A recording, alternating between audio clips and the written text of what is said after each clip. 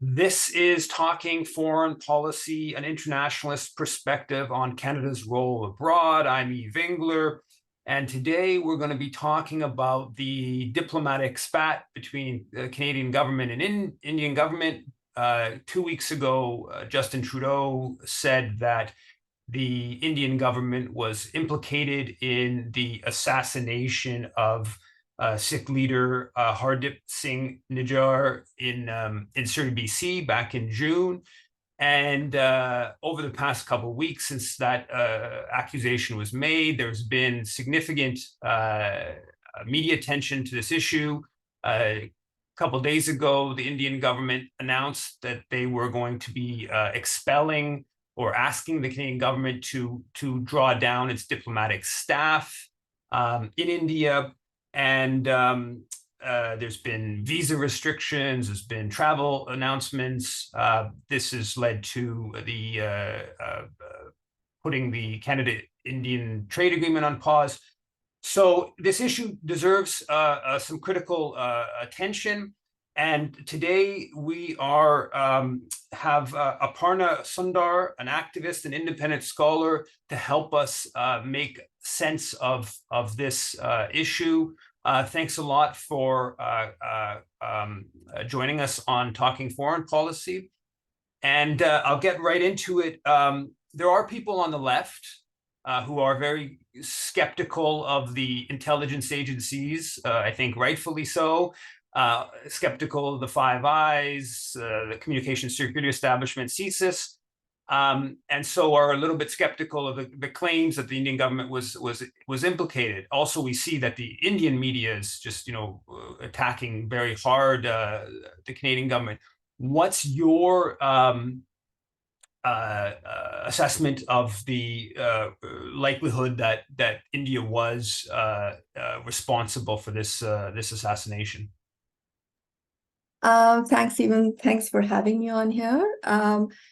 I don't want to speak to, of course, the Canadian intelligence agencies of Canada and the Five Eyes of security states, but specifically with respect to your question about India, India is not actually denied carrying out this assassination. So in fact, in the Indian media and even opposition politicians in India are defending India's right to defend itself. So they're all speaking in terms of India's right to defend itself in this way, and against those who they accuse of being out to destroy India's unity and territorial integrity. So there hasn't actually been a denial.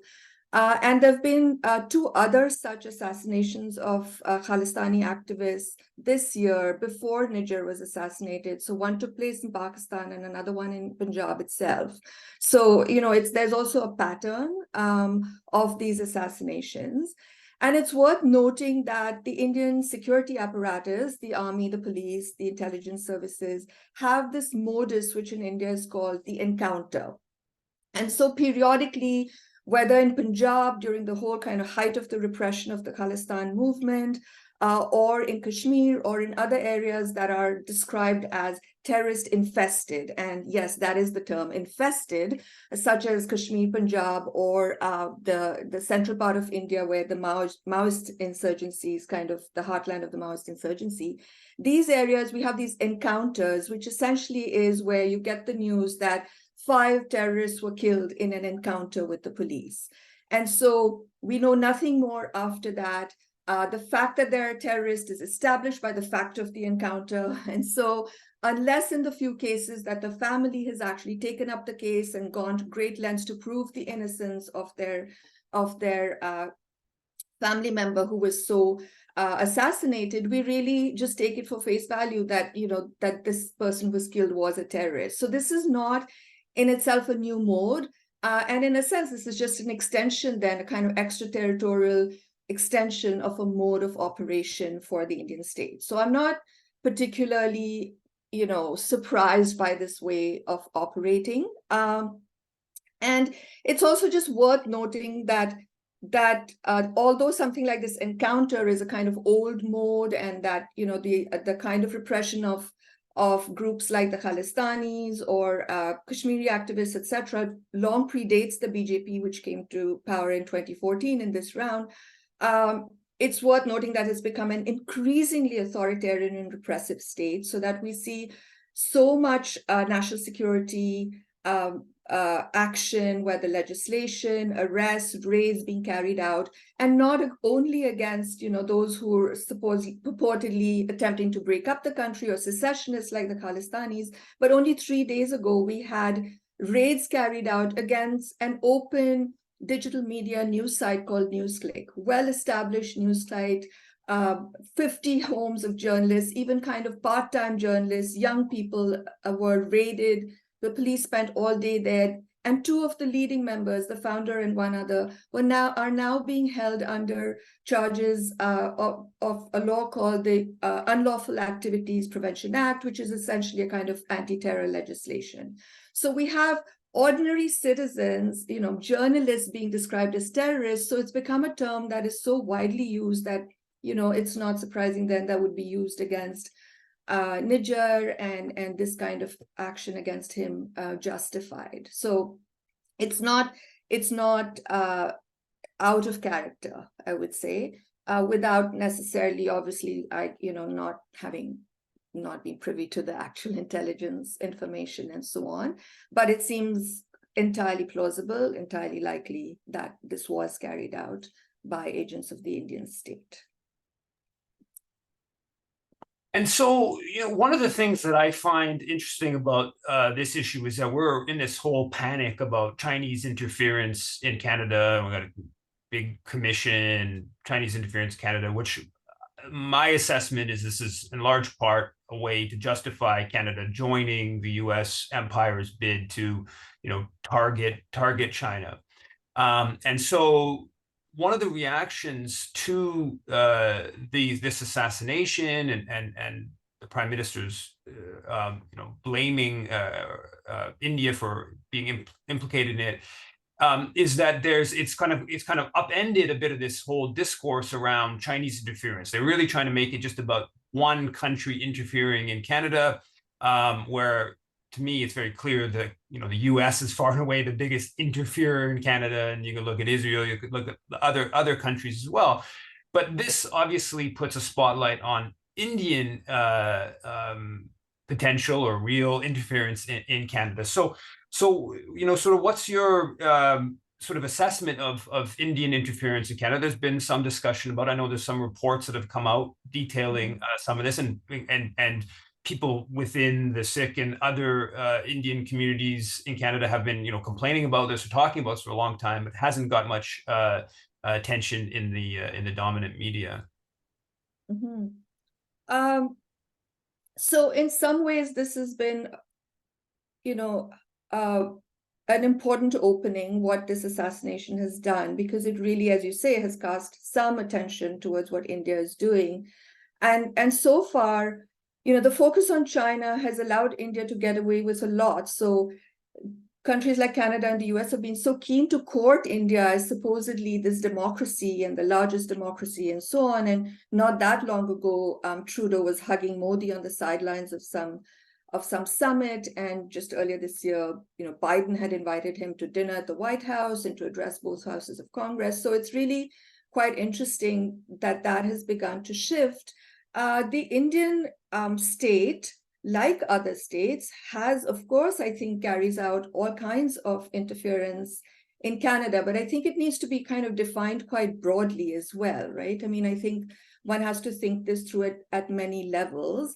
I think it does take from the playbook of other countries, certainly the playbook of Israel, in terms of how it has increasingly learned to try and lobby policymakers and so on. And so there's that's going on. I'll talk about that in a minute. But first of all, let's just talk, just simply about the kind of security agencies of the Indian state, the intelligence agencies, the Information Bureau or the Intelligence Bureau, and the RNAW, which is what is accused, the Research and Analysis Wing, which is the agency that's being accused of this particular assassination of Nijjar. And even prior to this, about 2 years ago, there was another story about a newspaper editor from India who was, not given, there was some delay in his getting his Canadian PR status, though his family members had it, because he was found to be actually a member of one of these intelligence services. So clearly, and I think many states do that, they do plant intelligence officers in their embassies and consulates, and India is not unique in that at all. But beyond that level of interference, I think what much more extensive and insidious is the work of the network that is led by the RSS, the Rashtriya Swayamsevak Sangh, which is the mother body of the Hindu nationalist, Hindu supremacist movement. And so the BJP, Modi's party, is actually the kind of political wing of this RSS. It's a big family of organizations that peddles this ideology of Hindu supremacy and India as a Hindu nation.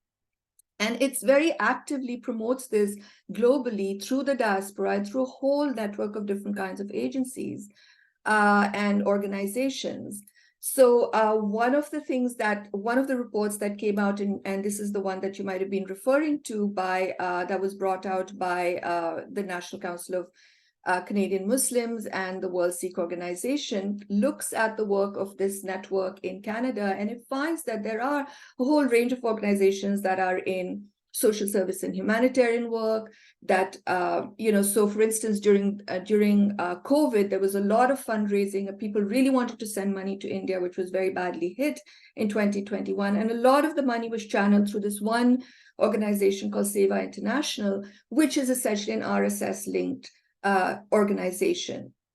So there's ways in which they kind of have this humanitarian fund, but a lot of the money then goes to either fellow members of the RSS network in India, or even sometimes to the BJP itself. So, they're often fronts. Then they do educational and cultural work, seemingly innocuous and harmless educational events, chapters in schools, chapters at universities of this RSS network.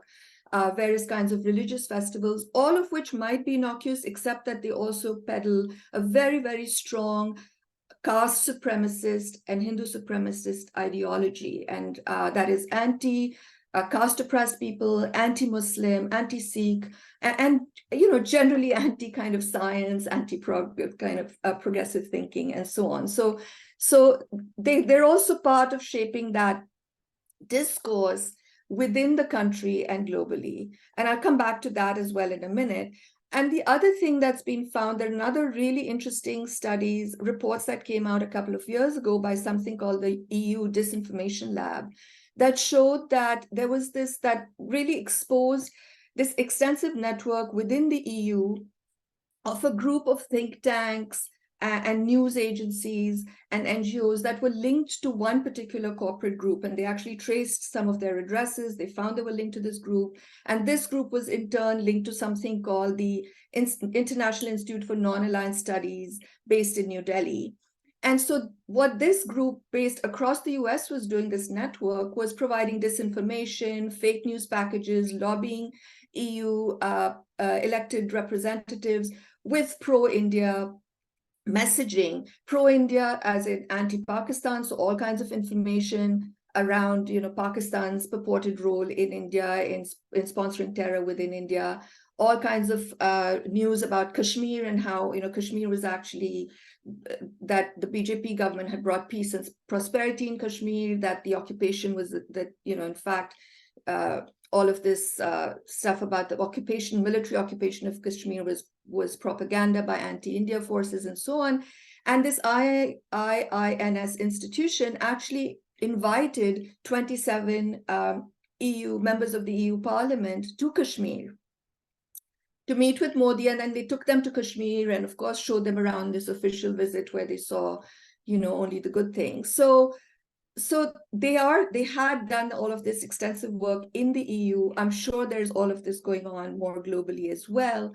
And so there's a lot of money, there's a lot of particularly well-to-do members of the diaspora in the United States, in Canada, in Europe, who fund these projects and who are themselves located in quite powerful corporate entities. You also see a lot of this work being done through some of these big social media giants like Facebook and Twitter, where again you have Indians occupying several positions on different rungs of these organizations and being able to kind of intervene in different ways, especially through this kind of peddling of fake news, circulating of misinformation. So it's first put forward by a think tank, then some Indian news media picks it up, and then the social media picks it up. And by the time it circulates, you don't actually know where it originated and how it came about. So there's a fair bit of that going on. And then there's, of course, the intervention against Indians located in Canada, right? So the Indian consulate is very much surveilling people here. It's surveilling those that are seen as critics, those that are seen as dissenters. Specifically, of course, we've seen within the Sikh community, very strong surveillance of those identified as Khalistanis, and of course, an attempt to paint the whole community itself as in some way Khalistani. We have an organization here called the Overseas Friends of the BJP that does fundraising to support the BJP. In fact, they've started organizing because we have federal elections coming up early in 2024. So they've just started organizing the fundraising. They'll be, doing all of the kind of propaganda work around that as well. So there's very much a part of the diaspora, the caste privileged Hindu, middle class, professional diaspora in Canada that is heavily invested in the success of the BJP and tries to support them.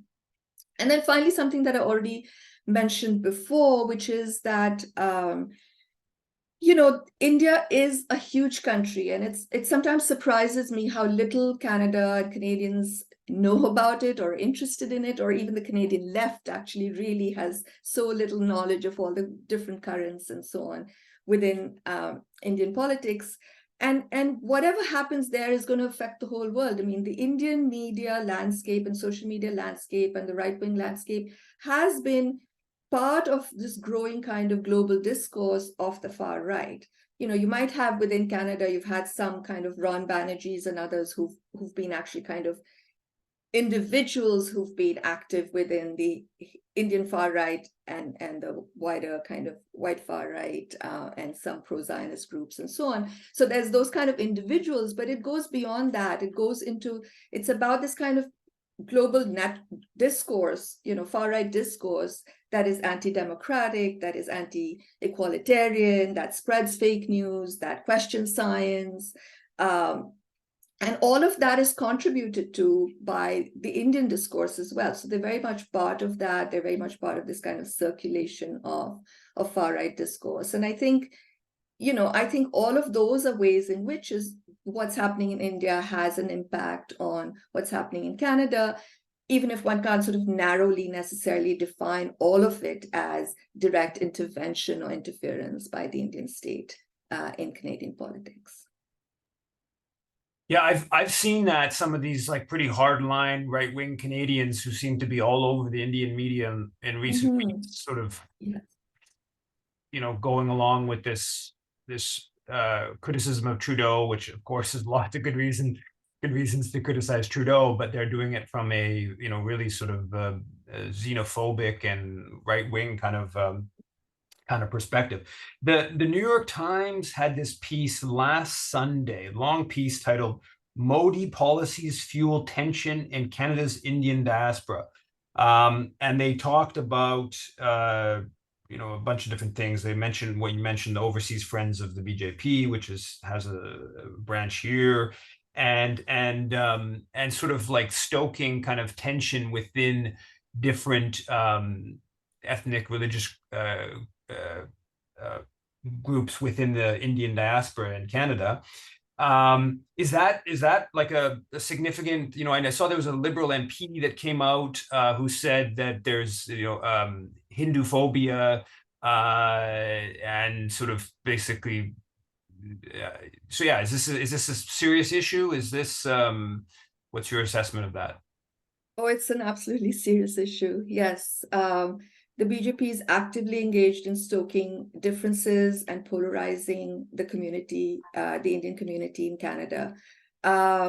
So first of all, the idea that India is a Hindu nation is itself divisive, right? I mean, we have Canadians or people of Indian origin here who are Muslim, who are Sikh, who are Christian, who belong to caste-oppressed communities that don't identify as Hindu, who belong to indigenous communities that don't identify as Hindu. So, there's large numbers of people who don't identify as Hindu, but who do identify as of Indian origin. So it's already just the ideology of Hindutva is divisive. Hindutva, maybe I didn't define it before, Hindutva is what the term used to refer to this ideology of Hindu nationalism or Hindu supremacy. But so that's the ideology. But then there's the Indian consulate and the Indian embassy and so on that also actively intervenes on behalf of Hindus. So, for instance, it will issue warnings around the threats to Hindus because supposedly some temple somewhere, the threat to Indians because some temple has been defaced. Now, we know from Australia that there's evidence that some of these temple defacements supposedly carried out by Khalistanis were all actually some sort of false flag vandalizations carried out, by the Hindu RSS network itself in order to drum up this. But they will intervene whenever they see Hindus under threat. They don't seem to have the same kind of concern when there's instances of Islamophobia, of violence against Muslims, for instance, even though we know that of the South Asian communities here, Muslims face the greatest number of actual attacks, right? So the threat of Islamophobia is real. The threat of Hinduphobia, which I'll get to in a minute, is not real. And yet this is what is being drummed up. Another example of where the consulate will intervene and create this kind of dissent and division is, for instance, when a filmmaker, last year, there's a filmmaker who was doing her Master's in Fine Arts at York University. She's done a lot of films. She's a very good, well-established filmmaker in India. And then she was part of a program at the Toronto Metropolitan University where she made a short film, an 8-minute film about Kali, who's an Indian goddess who's often shown as quite fierce with many arms. And this filmmaker, Leena, interpreted Kali in her own terms, and she shows her. And the poster for the film has Kali smoking a cigarette. Leena herself had dressed up as Kali and is smoking a cigarette. And this created so much outrage on social media because it was all about insulting Indian gods, and death threats were issued against Leena. She couldn't go back to India because she was threatened with cases there. And you had this Liberal MP, Chandra Arya, jump into the fray and accuse her of generating feelings of Hinduphobia.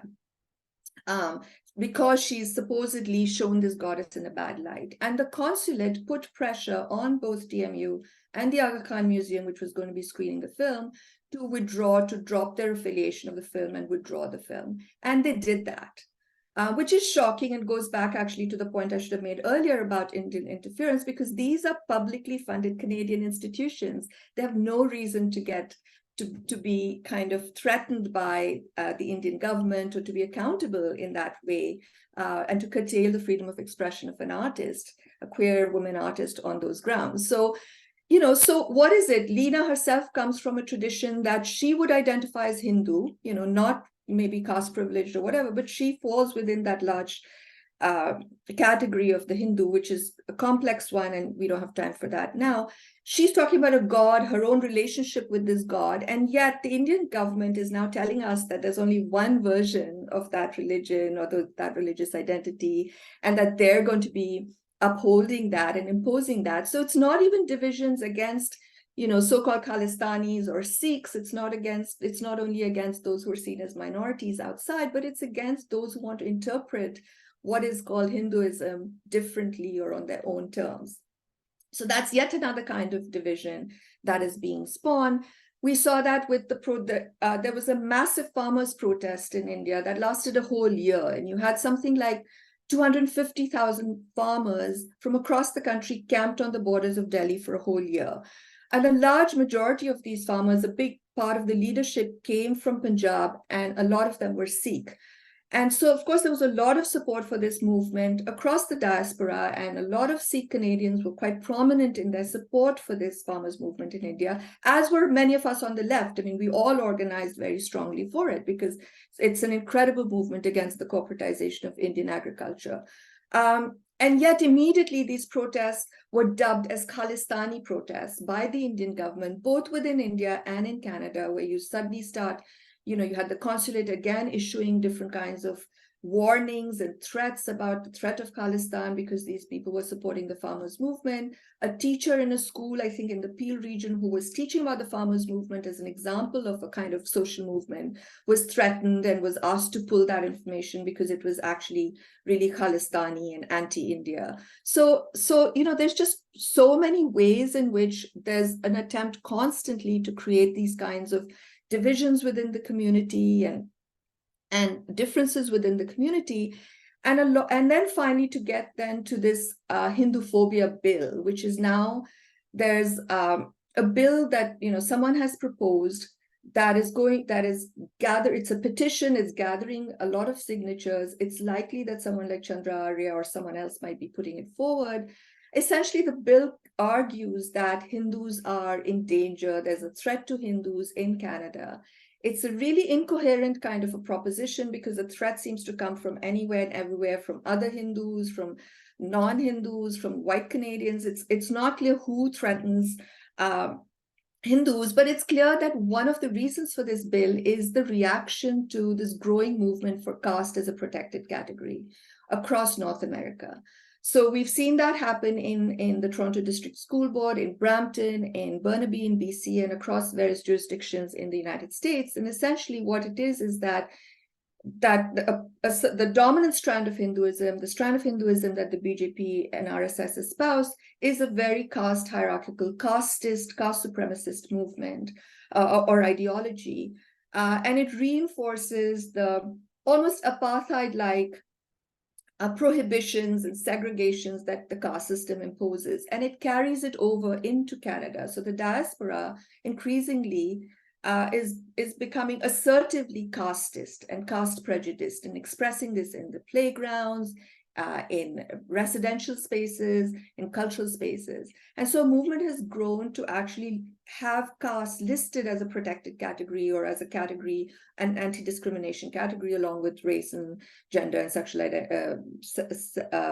sexual orientation and so on.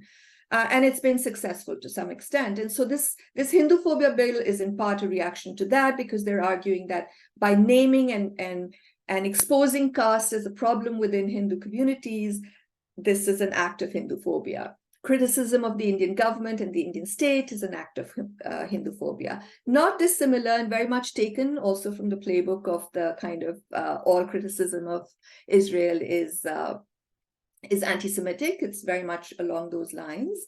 So it's addressed at trying to shut out criticism on the basis of caste, other kinds of dissent and criticism, and of course, any kind of moves or actions that Sikhs calling for Khalistan might take may also be then labeled Hinduphobic and subject to some kind of censure. So it's a kind of catch-all bill that's being proposed, but it's highly, highly divisive, because what it's trying to say is that other Indians who don't espouse this kind of ideology are all either Hinduphobic or are opposed, that there's divisions within the community.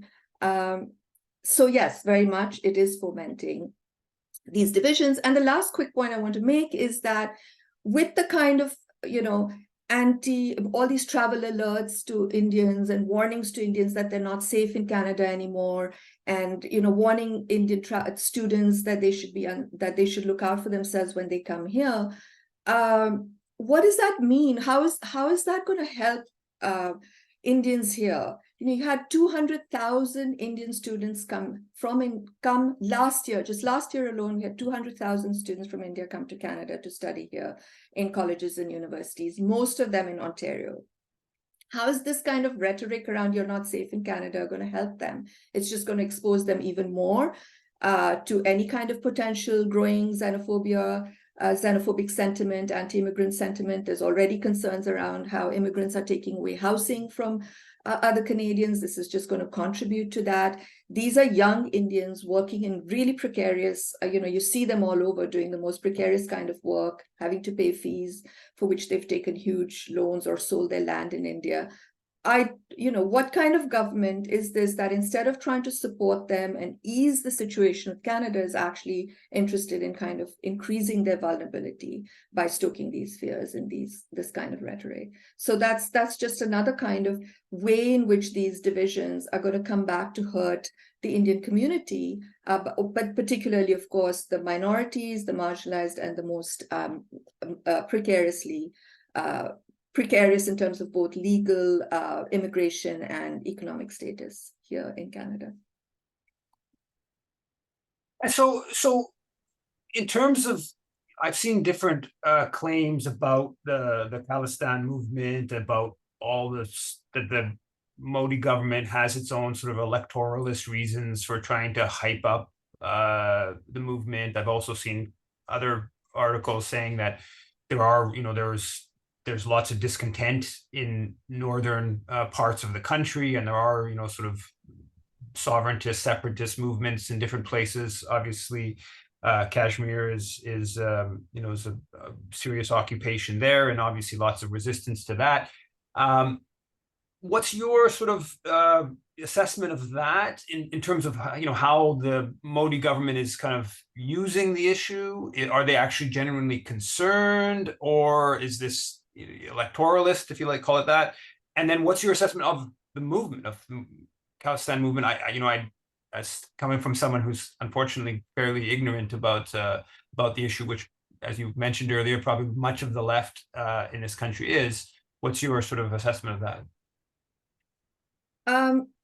So to your question of whether the Indian government is seeking to hype this sense of the Khalistani threat for its own electoral purposes, I'd say yes. But there's something incoherent in the way it's doing it, because on the one hand, it insists that there's actually no support for the movement in India, that this is largely a diaspora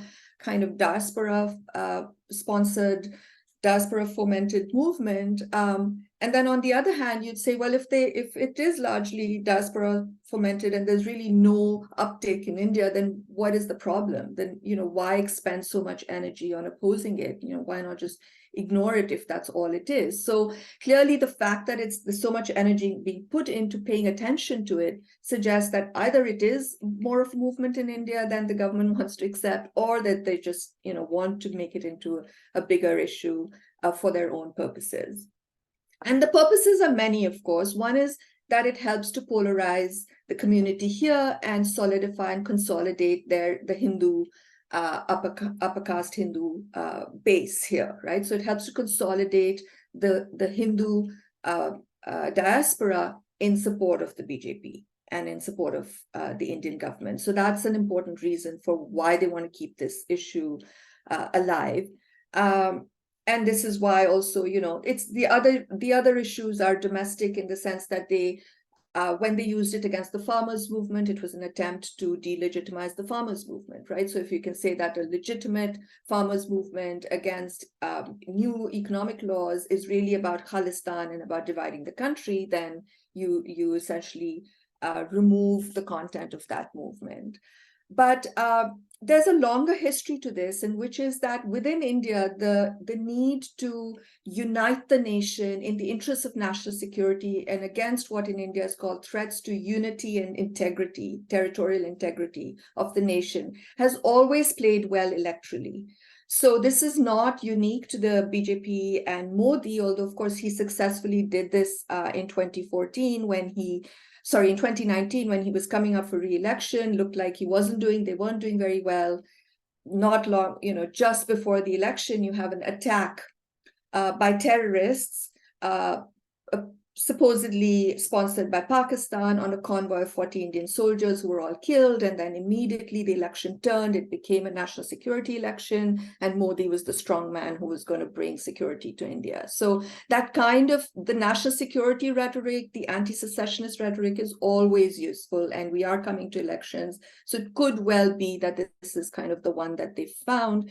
And it's not new because this is exactly the rhetoric that was used initially by Indira Gandhi. So right when she was prime minister, she belonged to the Congress party, this was purportedly a secular party by and large, not a Hindu nationalist party, but they use the same rhetoric. So nationalism, whether Hindu nationalism or just kind of regular secular nationalism, has had this kind of, way in which anyone questioning that can be targeted. And she was the one who introduced the term foreign hands. So she started using this. This was then raised against those. So the initial Sikh movement in Punjab, a lot of it had very secular goals around water rights, territorial rights, and so on. It wasn't, immediately about establishing a separate, independent, theocratic state of Khalistan. But increasingly got channeled into that because that was an effective way of polarizing the situation, making it into more of a national security situation. And this was done by Indira Gandhi in the 80s. And then, of course, she carried out the raid, the occupation and invasion of the Golden Temple, which was the holiest temple of the Sikhs. And then soon after that, when she was assassinated, you had this huge pogrom carried out against Sikhs in 1984 in Delhi and a few other cities in the north. And you had in the space of 2 days, something like 2,500 Sikhs killed, pulled out of their homes, etc., and killed, and thousands more displaced. So that was done, all of this legitimized on the grounds that somehow India's unity was under threat, and that these were the people who were threatening it, and therefore this kind of action against them was only normal, only justified. This is the anger of the Hindus against the assassination of Indira Gandhi, etc. Right? So these situations are all played up to scapegoat particular communities. So the Sikhs have been scapegoats since that time. And soon after that, in an attempt to wipe out any kind of autonomous, whether secessionist, separatist, or any kind of dissenting movement within Punjab, a kind of reign of terror was launched under a police chief in Punjab through the late 80s and into the 90s, where you had an absolute pacification program put in place. People were rounded up, arrests were made. The whole movement was absolutely decimated, extremely repressively, to the point where there's so many unanswered questions. What happened to certain people? Where are they now? And so there are these grievances, there are these very legitimate grievances that Sikhs have against the Indian state that predate the rise of the BJP. So in terms of now whether there's a strong Khalistani movement or movement for Khalistan in India, I'm not from the Punjab. I'm not also part of the Sikh community here, so I don't want to, and I'm not deeply familiar with the politics, so I don't want to make strong claims. I'm happy to be challenged, but it seems to me that there is a pro-Khalistan current in Punjab, and that there are those there who are in favor of an autonomous Sikh theocratic state. I would say that this current is definitely more vocal in the diaspora than in India itself, but this could, of course, be because there's a great deal of repression. People are afraid to speak about these things in India, so it's possible that there'd be more open support if there was less repression. But aside from those who feel strongly about this kind of separate state run on principles of Sikhi or on a different kind of basis from the Indian state, there are those who feel alienated from the Indian state because of the other incidents, the other events I mentioned, the big pogrom in 1984, the repression that followed across Punjab in the 80s and 90s, which has been unexplained, unaccounted for. Those things, there's been no official apology, there's been no reparations or redress, there's no acknowledgement. And so Sikh people are alienated, they are angry, they are upset. And that adds to, if not support for a particular vision of Khalistan, certainly support for much greater autonomy from the Indian state and as it currently exists. And then finally, of course, the BJP has contributed to that because it's a kind of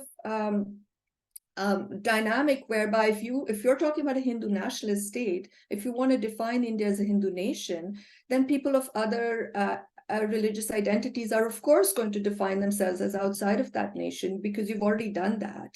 right? So of course, those who identify as Sikhs see themselves as outside the nation, and those who identify as Muslim are now being cast outside the nation, and so on. And with the Sikhs, the difference is they territorially they occupy a certain territory, they have a strong history, they share a strong set of values and principles in their faith, and so they are a strong community with some history of sovereignty as well. And so they will mobilize differently from, say, the Muslims, who are actually the target, the greatest target of the current regime and its fascist violence, as genocidal violence against the Muslims.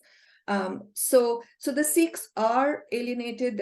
And the Indian state currently is also very centralizing. So there's a lot of regional disaffection from other states as well. It's taken away all kinds of financial levers that the other states have.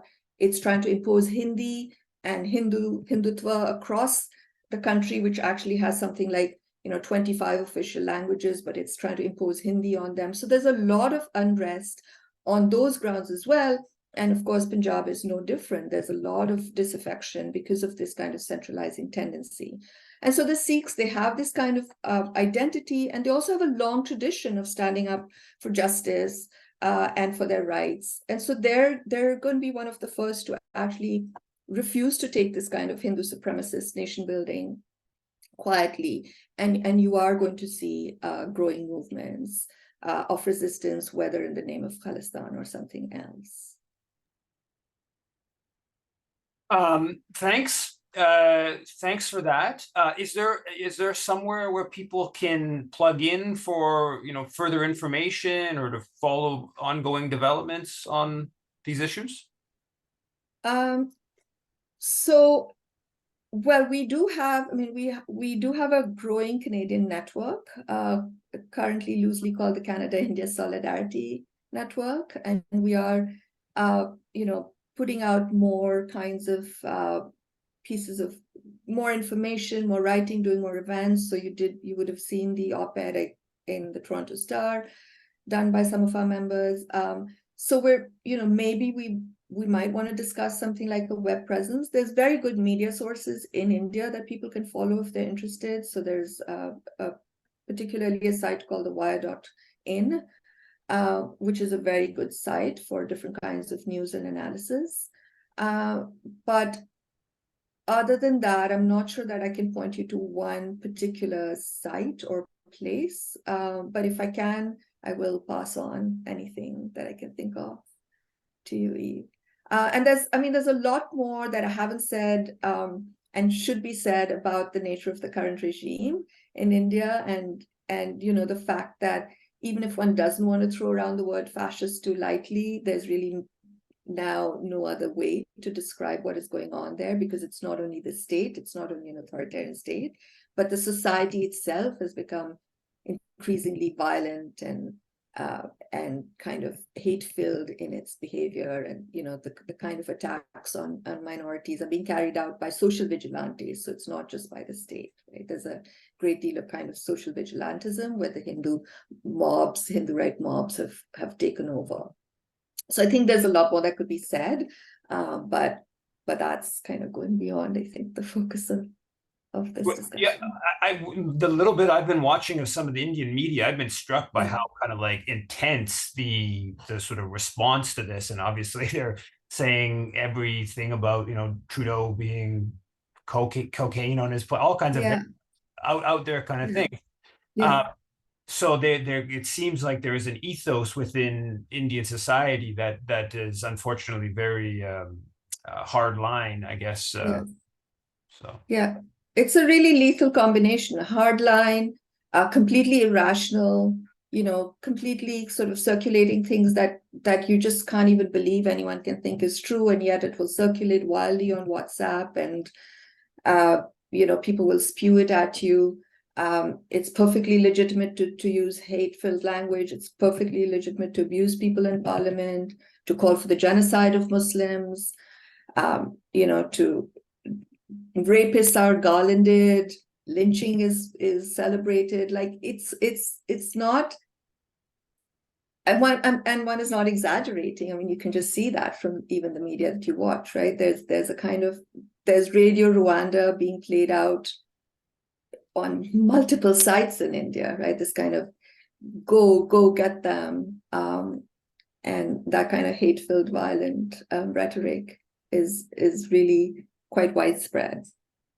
And yet, of course, we heard nothing about this in Canada until this Nijjar incident. I mean, to listen to Trudeau and Biden, you think, India's the greatest democracy in the world, and it really speaks to their kind of China focus, right? Anything you can do to try and isolate China within Asia, you'll do, even if it means teaming up with someone who's got a pretty dirty history himself, and who was denied a US visa in after 2002, and his responsibility for the big mass violence against the Muslims in Gujarat. Well, the Indo-Pacific strategy, which the Trudeau government released last year, is quite explicit. I have it says India's growing strategic, economic, and demographic importance in the Indo-Pacific makes it a critical partner in Canada's pursuit of its objectives under this strategy. So to me, the fact that the intelligence agencies' claims have undercut the Indo-Pacific strategy, and of course the Five Eyes, with the US leading, wants to use India as a counterweight to China. To me, that gives greater weight, of course, to the accusations that India was involved in this assassination, because it goes against the sort of geopolitical push that the Five Eyes is seeking. And obviously the fact that the Canadian government stopped its negotiations around the free trade agreement in light of the assassination allegation. I should also point out, actually, just for Canadian, I was on an CJN, the Chinese state media panel discussing this issue, and the Indian journalist pushed back, saying, well, the US assassinates people all around the world all the time. Israel assassinates people all around the world all the time, and you hypocrites. And that's where I am in complete agreement. The Canadian government is totally silent when the US assassinates the Iranian general there in Iraq. I mean, there's endless examples, and Canadian passports have been used in Israel's assassinations on a whole bunch of occasions. So that selectivity, that the double stand, the hypocrisy there.